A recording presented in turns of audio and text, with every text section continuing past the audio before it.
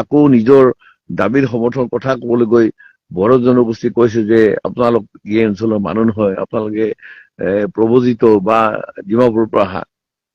আৰে কোন কেতিয়া আহিছিল বেলেগ কথা, মোক এটা কথা কওঁ যে আমি কোচ ৰাজবংশী বা মই কোচ ৰাজবংশী বা ৰাজবংশী বা কোচসকল আমি কেতিয়া আহিলো ইয়াত? আমাৰ আগতো কোনোবা আছিল বা আমি পৰৱৰ্তী সময়ত আহিছিল? কোনোবা নিৰ্দিষ্ট টাইম ফ্ৰেম আছে নেকি যে অমুকে অমুক সময়ত আহিলেহে তেওঁ এই আইডেন্টিটি পাব আৰু নহলে নহব? তেওঁলোকে কওক ঠিক আছে বড়োসকল প্ৰব্ৰজিত, মই মানিছো, ব্যক্তিগত দেই, মই উদাহৰণৰ কথাত কৈছো। বিশ্ব সিংহ কোন আছিল? বিশ্ব সিংহৰ পিতৃ মাতৃ কোন আছিল? তেওঁলোকৰ পিতৃ মাতৃ কোন আছিল? বিশু শিশু হাড়িয়া মণ্ডল কোন আছিল? অসমৰ ৬ জনগোষ্ঠীয়ে জনজাতিকৰণৰ দাবী কৰিছে। কোচ ৰাজবংশীসকলে 1968 ৰাষ্ট্ৰপতি অধ্যায় কৰি জনজাতিকৰণৰ মৰ্যাদা পাইছিল, আৰু সেই সময়ত যিখন মানে অধিসূচনা দিছিল ৰাষ্ট্ৰপতি, তাত কোচ ৰাজবংশী বুলি লিখা আছে। আৰু কোচ ৰাজবংশী বুলি সংগঠনবিলাক, কোচ ৰাজবংশী সন্মিলনী, কোচ ৰাজবংশী জাতীয় পৰিষদ, কোচ ৰাজবংশী ছাত্ৰ সন্থা, কোচ ৰাজবংশী বিভিন্ন সংগঠন আছে। আকৌ বোলে কোচ বেলেগ ৰাজবংশী বেলেগ, আকৌ কোচাৰী আহিল, কোচ ৰাজবংশী আহিল। এই বিভ্ৰান্তি কথাবিলাক ক'ৰ পৰা আহিল, কেনেকে আহিল, কোনে এইবিলাক কৰিবলৈ গৈ আছে? এটা জাতি ঠন ধৰি উঠিবলৈ গৈ আছে, কোচ ৰাজবংশী জনজাতিৰ মৰ্যাদা পাবৰ কাৰণে গৈ আছে। অসম চৰকাৰৰ মাননীয় মুখ্যমন্ত্ৰীৰ যিখন প্ৰতিবেদন, তেওঁলোকৰ নেতৃত্ব যিখন আছে, তেওঁ দেখি কোচ ৰাজবংশী বুলি আছে। ঘুপুৰকে আকৌ BTCত কোচ আৰু ৰাজবংশী সুকীয়া দুজন চৰকাৰ মনোনীত সদস্য দিলে। কিন্তু কি কথা, যিসকলে নিজৰ আইডেন্টিটিটোই নাজানে, তেওঁলোকে কোন? তেওঁলোক বাৰ্মিজ নে মংগোলীয় নে কৈবৰ্ত নে কি, নিজেই নাজানে, কনফিউজ। ইমান বিগত পণ্ডিত বিলাক ওলাইছে, এতিয়া প্ৰতিদিনে ফেচবুকত দেখা পাওঁ আমি অমুক তমুক তমুক। আকৌ নিজৰ দাবীৰ সমৰ্থন কথা কবলৈ গৈ বড়ো জনগোষ্ঠী কৈছে যে আপোনালোক এই অঞ্চলৰ মানুহ নহয়, আপোনালোকে প্ৰব্ৰজিত বা ডিমাপুৰৰ পৰা অহা। আৰে কোন কেতিয়া আহিছিল বেলেগ কথা, মোক এটা কথা কওঁ যে আমি কোচ ৰাজবংশী বা মই কোচ ৰাজবংশী বা ৰাজবংশী বা কোচসকল আমি কেতিয়া আহিলো ইয়াত? আমাৰ আগতো কোনোবা আছিল বা আমি পৰৱৰ্তী সময়ত আহিছিল? কোনোবা নিৰ্দিষ্ট টাইম ফ্ৰেম আছে নেকি যে অমুকে অমুক সময়ত আহিলেহে তেওঁ এই আইডেন্টিটি পাব আৰু নহলে নহব?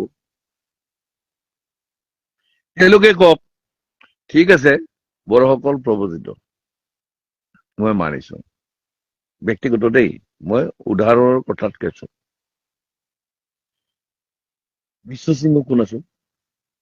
বিশ্ব সিংহৰ পিতৃ মাতৃ কোন আছিল? তেওঁলোকৰ পিতৃ মাতৃ কোন আছিল?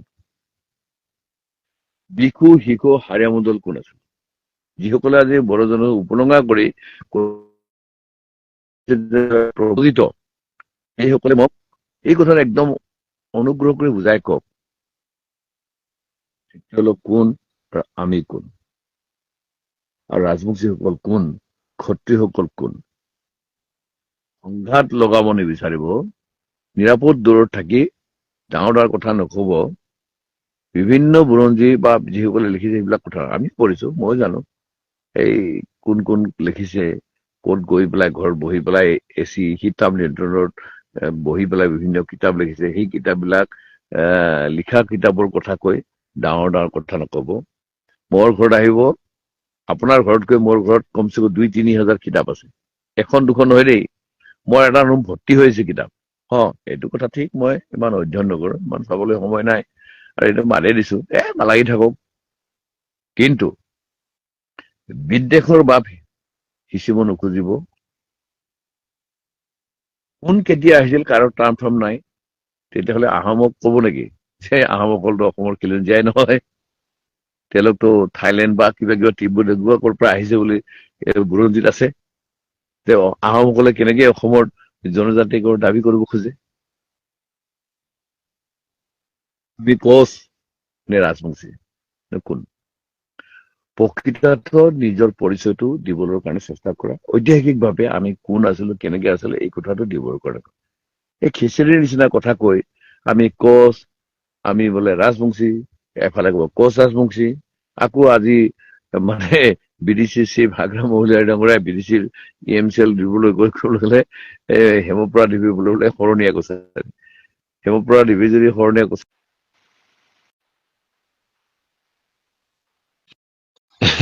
প্ৰণৱ নাৰায়কক কৈছে আপুনি সন্মিলনৰ সভাপতি, আকৌ কৈছে আপুনি ডেভেলপমেণ্ট কাউন্সিলৰ সভাপতি। তাৰমানে আজিৰ তাৰিখত কোচাবী ডেভেলপমেণ্ট কাউন্সিলৰ চেয়াৰমেন গৰাকী প্ৰণৱ নাৰায়ণ মেছ, মানে বেলেগ জনগোষ্ঠীৰ মানুহে কোচাবীক নেতৃত্ব প্ৰদান কৰিছে, নহয় জানো? এইটোৱে নকব। প্ৰকৃত সত্য কথাটো হওক, নিজৰ স্বাৰ্থৰ কাৰণে কিবা পাবৰ কাৰণে আপোনালোকে নিজৰ প্ৰকৃত আইডেন্টিটিটো বিক্ৰী নকৰে, নিষেধ নকৰিব। আৰু আমি প্ৰকৃতত খিলঞ্জীয়া যিসকল জনজাতীয় মূলৰ মানুহ, এইসকলৰ মাজত আপোনালোকে সংঘাত লগাব নোখোজিব। মই বিশ্বজনীত কৈছো, আপোনালোকে কি কয় কওক নাজানো, মই এই কথা কৈছো। বহুতে মোক বিভিন্ন ধৰণৰ কথা কয়, মই এতিয়া ভাবিছো যিহেতু মোৰ পাবলৈ হেৰুৱাবলৈ একো নাই, সঁচা কথাটো কৈ যাম, যাতে আমাৰ নিজৰ জনগোষ্ঠীৰ প্ৰকৃত যিটো আইডেন্টিটি, সেই পৰিচয়টো যাতে থাকি যায়। কোনোবা 2 নম্বৰী লোকে আহি আমাক নেতৃত্ব দিব, বুকু ফুলাই কব আই ডন্ট কেয়াৰ, 2026 চনৰ আগতে ST নহলে জুই জ্বলাম, শাসনাধীশ চৰকাৰ বঞ্চিত। আৰু সেইসকলে এতিয়া বিডিচিত চৰকাৰী মনোনীত সদস্য দিবৰ কাৰণে তাল ফাল লগাইছে। আজি দেখিছো হাগ্ৰামা মহিলাৰ ওচৰতে গৈছে। কিয়? তোমাৰ লক্ষ্য উদ্দেশ্য কি? কমতাপুৰ আৰু জনজাতিকৰণ। তোমাৰ লক্ষ্য উদ্দেশ্যটো KCত কোন হব, PDCত কোন নহব নহব, সেইটো আছে নে নাই? এতিয়া তোমালোকে নিজৰ উদ্দেশ্য লক্ষ্য পাহৰি এতিয়া KCত কোন MCL কোন মনোনীত হব, সেইটোৰ কাৰণে তালফাল লগাই আছা, ৰক্ষণাবেক্ষণ দিবৰ কাৰণে লাগিছা। এই ননচেন্স 2 নম্বৰী এইসকল ব্যক্তিৰ কাৰণে আজি কচ্ছমুখী জনগোষ্ঠী অধৰ্মিত হৈছে।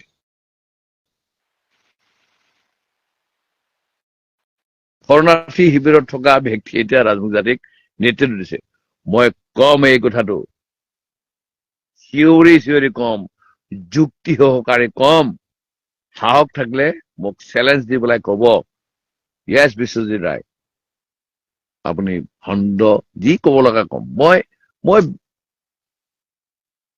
যিসকলে লিখি থৈ গৈছে ইতিহাস, সেই তাৰ আধাৰতহে মই কম, ব্যক্তিগতভাৱে নাই। কাৰণ মই জন্মিছো উলংগ হৈ, মৃত্যু হম উলংগ হৈ, তাৰ মাজত মই অধ্যয়ন কৰিছো, ইমান বিশেষ নাজানো।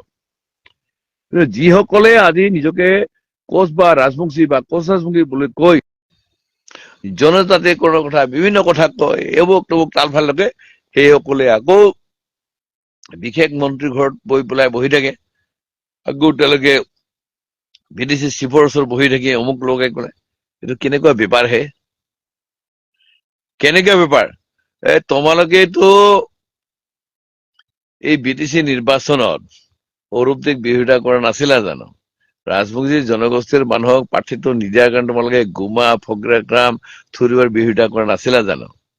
তাৰপিছত ৰাতি 19 ছেপ্টেম্বৰত দেউৰীপাৰাৰ কাৰ ঘৰ বহিছিলা, কি কথা পাতিছিলা? সকলোৱে জানে। তোমালোকেতো এখন মহা বেপাৰ কৰি আছা না। আৰু কোনে বেপাৰ কৰিছে? এই শৰণাৰ্থী শিবিৰত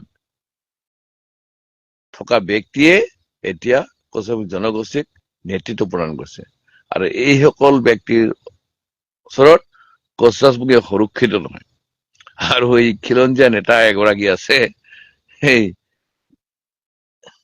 নিশ্চুপ হৈ বহি আছে। Thank you. এই কথাখিনি কলো, খোলা কথা। পিছত কোনে কি কমেন্ট কৰে মই নাজানো, বহুতে কয় কব লগা নাই, মোৰ কব লগা নাই। মই আগতে কৈছো হেৰাবলৈ পাবলৈ একো নাই। মই এতিয়া এডামেন হৈছো, মোৰ প্ৰকৃত আইডেন্টিটিটো বজাই ৰাখি মই কথা কৈ যাম।